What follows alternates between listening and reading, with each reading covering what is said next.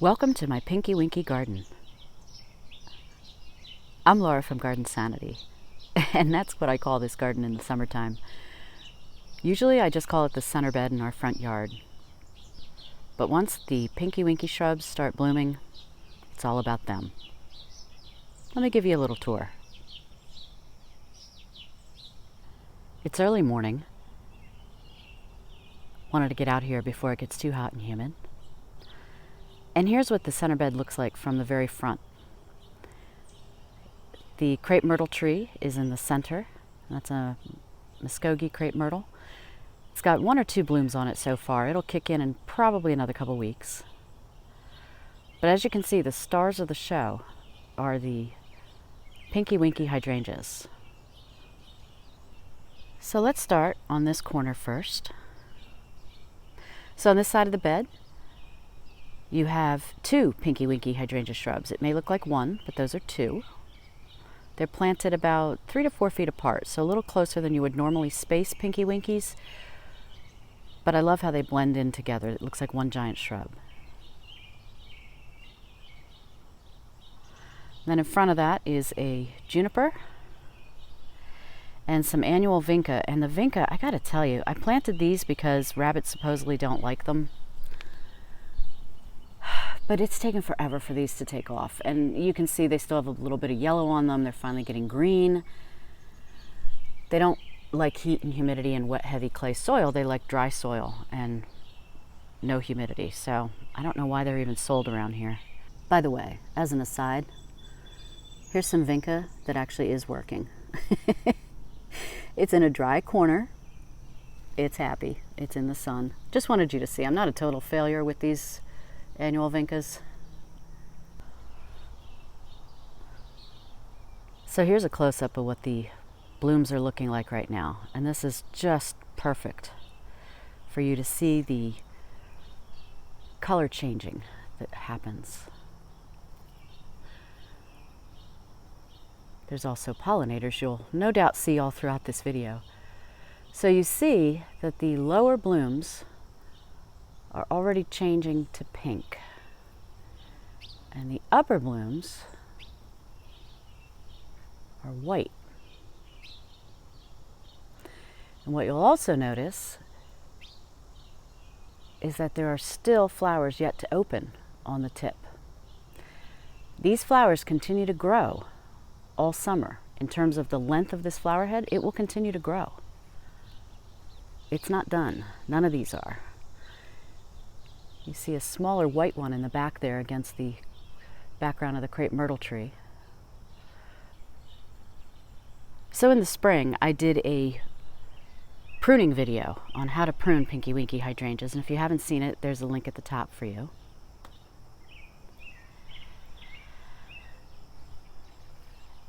And what I said in that video is that I was going to prune them. I wasn't going to prune them down as much as I normally do. I wanted them to grow taller, and they are definitely tall. They look good. I like them this tall. If I had to estimate, I would say these are almost 6 feet tall. Maybe a little less. I'm 5 feet. Yeah, maybe the tallest ones are about, these tallest ones are probably about 6 feet. I'm standing on my tiptoes trying to film them.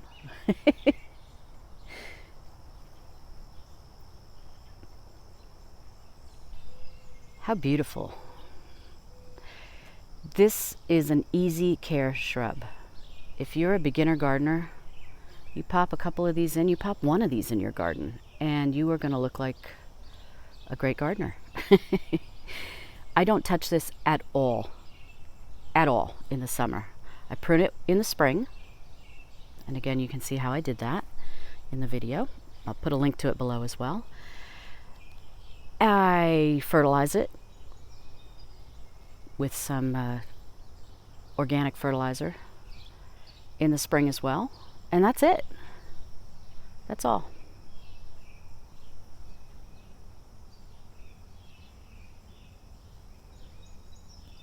If I keep going up, you can see at the very top? See if I can zoom in. There are the start of the crepe myrtle blossoms. I got a couple early bees starting out this morning, which is great. Early bee gets the pollen. Now we come into, this is the part of the bed that faces the house. This is a gold mop cypress, a king's gold it's called. And then you have the beautiful orange rocket Barberry.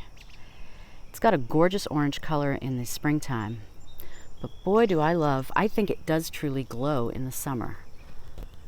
Look how the interior is a little bit green. Isn't that pretty? I planted some blue star Kalimeris last year in that bed way over there. You can see it a little bit. Let's see if I can zoom in. You can see it in front of the little lime hydrangeas.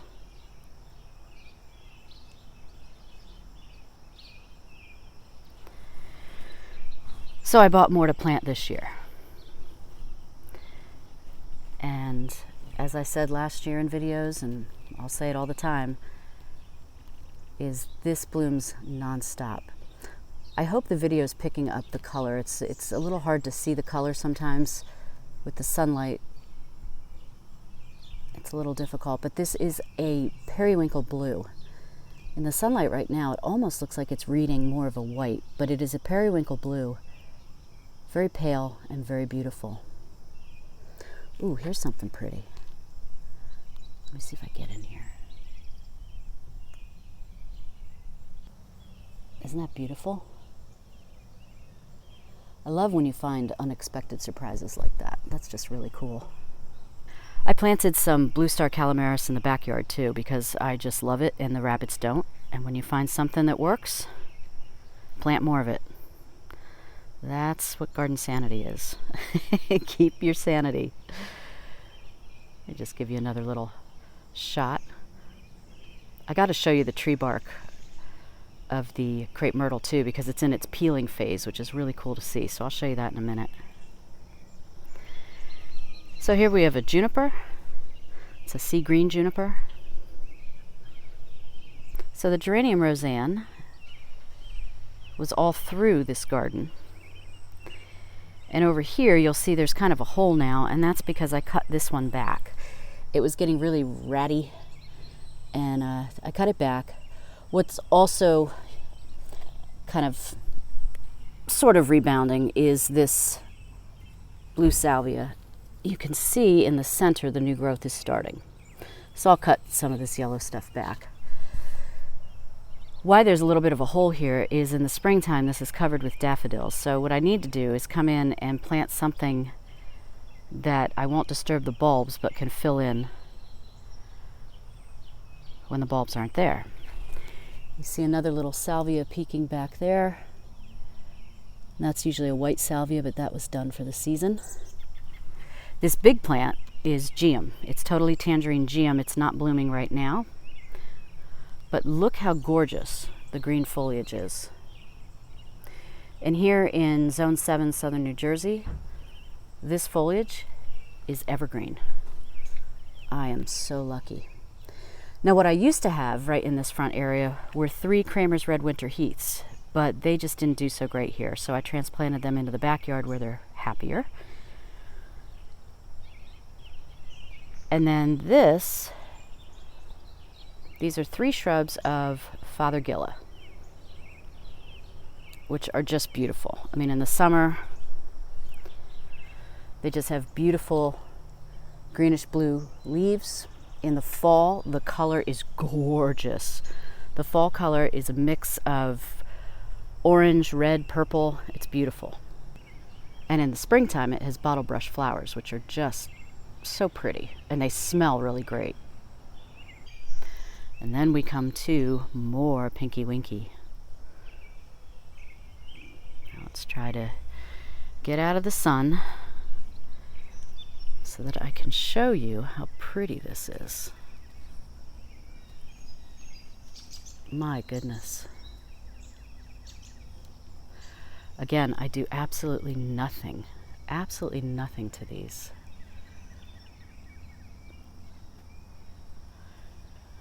So here is a young flower. It's still white. It still has a lot of buds on it, and it's smaller. If you notice, you know, it's in length, it's about that length, that, you know, see my hand? But then you look at, for example, this one, and it is a lot, where am I here? There we go. It's a lot longer. So these flower heads continue to grow as the summer goes on. So this little guy is going to get much longer, much bigger, and he's going to start turning, as you see from this one, pink at the bottom. And then eventually the whole flower head will be pink and turn to a rose color in the fall. But when it's pink and white like it is now, it's so pretty. We're here in early August, and this is, to me, prime time for this plant. Just a week ago, it was all white, by the way. That's how fast the color change. All of a sudden, it's upon you. So I want to point out one thing. So see these large petals right here? That's what draws the pollinators in. So they're flying around, and they say, oh my God, look at all these flowers. I got to check this out. But it's the large petals that are sterile. It's actually the smaller petals, the smaller flowers, they're called florets. Do you see these right here? They almost look like little stars. Those are what the pollinators are after. That's where the pollen is. That's the good stuff. So each flower head, if you look closely at them, they're made up of these two different types of flowers. You've got the larger sterile ones, and then the smaller pollen-filled ones, and then of course these cute little knobby things at the end, those are still buds waiting to open. So it gives it a real frilly, almost, I don't know, it's like a, I just think it looks almost vintage.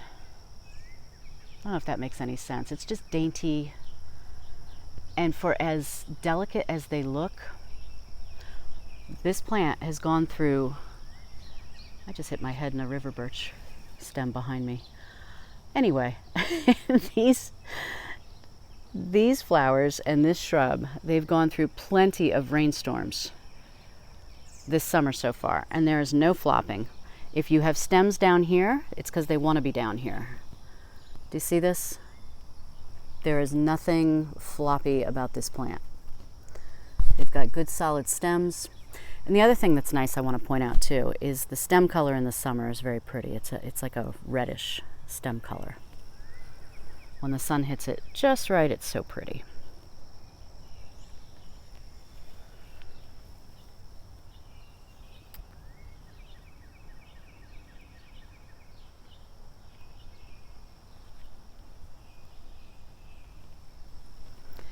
So on this side of the bed I have another rug juniper.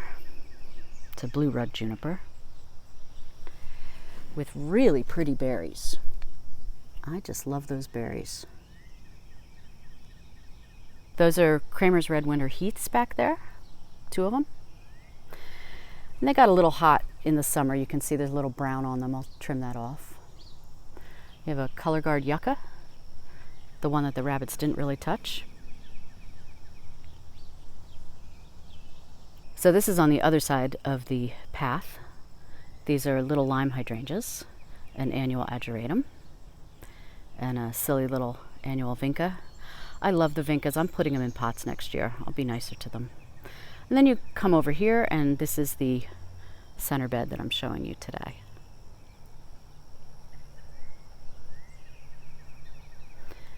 These are the Hameln grasses, Pennisetum is what they're called. I really cut these down in the spring. We actually used a electric hedge trimmer to really cut them down. And I like them lower because you can actually see the plants better. They don't block everything so much. Here's my little annual garden again. Say it with me. Rabbits ate the verbena. And then we've got more Geranium Rozanne. And I have this planted all around this rose bush. This rose bush is one that I did in my pruning knockout roses video, which I'm linking to above. And I cut this one down all the way to the ground because it was so spindly, and it's come back. It's shorter, but it just is so much healthier. You can see The leaf color on it is a beautiful green. It's more shrubby. And then you have these beautiful, beautiful blue blossoms just winding through. I don't know if you can see that. Let's see how it's winding through. It's just so pretty.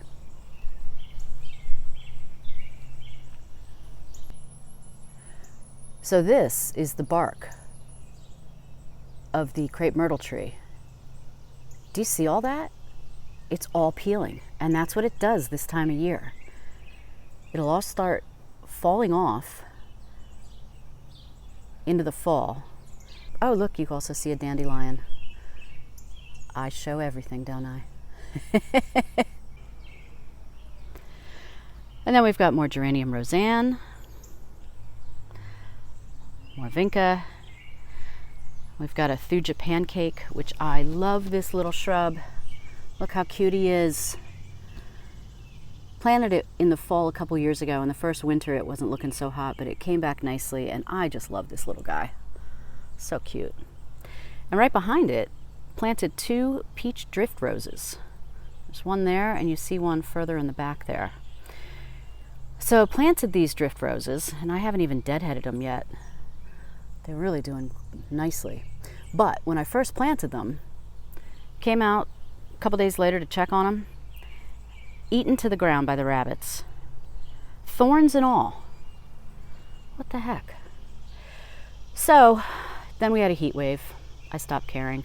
About a week later, heat wave gone, I came out, shovel in hand, ready to dig these up, and they were looking beautiful. So I'm keeping them for now. I think in the wintertime I may need to protect them somehow. I have no idea. Use my usual repels all, which I haven't been doing, I admit that. When it's this hot out, I kind of get bad with it.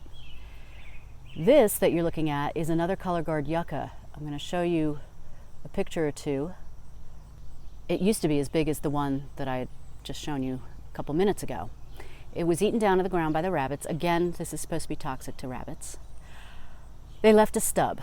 I was ready to dig it out. We noticed a small little one forming. My husband said, don't do it, don't do it. It's one of his favorite plants. So I left it. And now it's looking pretty respectable. So, we'll see what happens this year. And then, of course, more Pinky Winky. Can't get enough of this.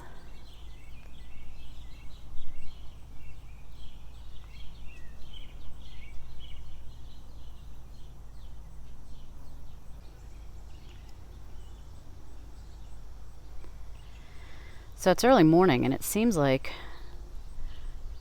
the bees slept in, but I see them starting to buzz around now, which is nice.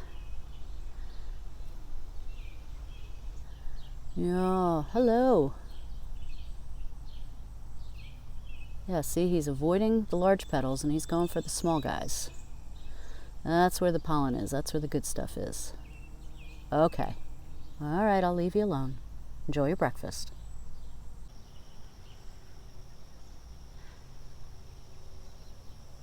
So there you see the little lime hydrangeas in the distance in the other bed. And you got the Pinky Winkies here. Just so pretty.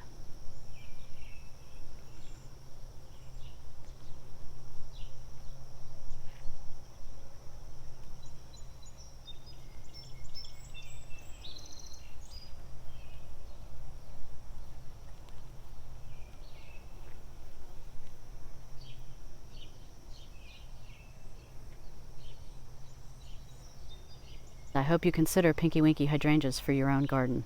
They are super easy to take care of, and they look beautiful. And the color will just keep going well into the fall.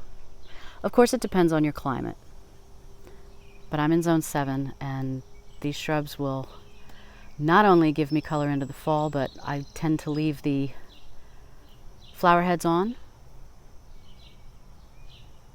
And I get winter interest and color from the tan flower heads, which is, it's just pretty. It's a whole nother look for the garden. Look at that. Beautiful. I'll be back soon with another gardening project or tour, not sure which. But subscribe so you don't miss out. And in the meantime, happy gardening.